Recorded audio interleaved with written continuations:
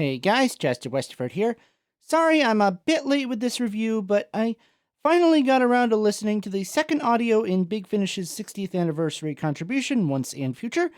This episode, The Artist at the End of Time, features the Fifth Doctor, Peter Davison, teaming up with Jenny, the Doctor's daughter, of course played once again by Georgia Tennant, Davison's real-life daughter. And as everyone knows, David Tennant's wife. But the fact that she actually gets to play alongside her dad, I thought was a pretty cool bit of extra meta-ness, kinda. Just a fun thing for a 60th anniversary story. Overall, I liked this better than the first entry. I do have a couple complaints, but nothing too major. As usual with my Big Finish reviews, I'm going to keep this spoiler-free, because not everybody gets to listen to these when they first come out, unlike the TV show, and some people might be watching this to find out if it's worth buying or not, so I want to keep away from spoilers, just in case. I think the best thing about this audio overall is the chemistry between Georgia Tennant and Peter Davison. I've always wished we could have gotten more adventures of Jenny with her dad. I mean, I know she got her own series, but just having her with the Doctor is such an interesting, fun dynamic that I think you could do a lot with if handled properly. Like I said, I won't go into detail, but I think the relationship is handled very well here, even better than it was in the TV episode. We get to explore a little more how the Doctor would indeed react to having a daughter. Like I said, the chemistry is real good. I'm sure the fact that it's actually father and daughter did contribute to the audio's success at the chemistry, but the fact that it was a good script helped as well, of course. The only thing that confused me a bit is they don't really go into how the Doctor can recognize her, with her not having been created until the Tennant era after all. I know he's degenerated into a former self from his future self, but based on the description and the what happened in the first episode, it seemed that happened during the Time War. So that would seem to indicate that he degenerated either from McGann or John Hurt. And I mean, they wouldn't know her either. So how does he know her? He does know her in this. All I can think, and maybe this is just headcanon, is maybe whatever is causing the degeneration is also causing him to have memories from different times in his life, both past and future. I think maybe that's what we're supposed to assume, but if it was, I wish it had been made, I don't know, a little clearer maybe. But maybe we'll find out more about this down the line as well. Of course, from the description and the cover art, you'll see that this story also features the Curator, played not this time by Tom Baker, but by Colin Baker. I know he's portrayed the character before, but this is the first time I've heard it.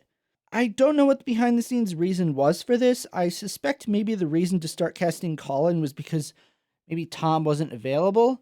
If someone does know the behind-the-scenes reason for this, maybe they revealed it in a behind-the-scenes thing or something, let me know in the description. I'd be curious to know. But this being my first time hearing him in the role, I thought it worked really well. Of course, the indication with the character is that it might be a future Doctor revisiting a few old faces, as Tom Baker put it in the 50th, so it fits that he might revisit the 6th as well. What most surprised me was how much the story focused on him. I expected it to be a small cameo role, someone maybe who popped in to give information or popped in here and there, but the story kind of really focuses on him. Like, Peter Davison and Georgia Moffat have to solve a mystery about him. But I like, even though he is such a big role, they don't really reveal any more about him, really. They reveal a little more about what he does, but not who he is. Yeah, that's still shrouded in mystery. Is he the Doctor? Is he not the Doctor? We get, the usual hints of maybe he's a future Doctor, maybe he isn't. Thankfully, we don't get a moment of him, turning to the Doctor saying, "I'm you from the future," which is how it should be. For now. Save that for the 80th anniversary, when David Tennant returns as the Curator and tells the truth to whatever Doctor we have then. As for the story of this one, I think it's a good one. I enjoyed it. I felt it did go on a little bit too long. There were parts where I thought it was going to end, and then it just kept going, and so I was kind of surprised. Not that I wasn't enjoying it, I just... there were moments where, basically, it's very obvious what is going on, what the solution to this mystery is that they're trying to solve. It seems like the characters figure it out, and you figure it out as the listener, at least I did.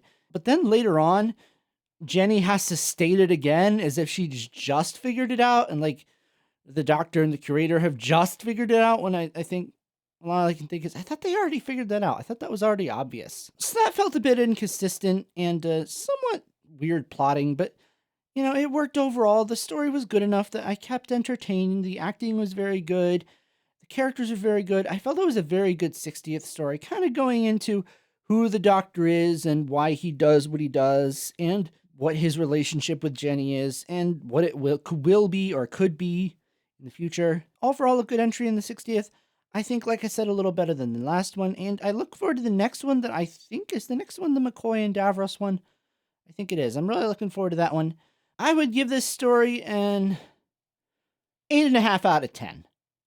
But did you guys watch this story? If so, what did you think? Let me know in the comments below, and I'll talk to you next time. Goodbye.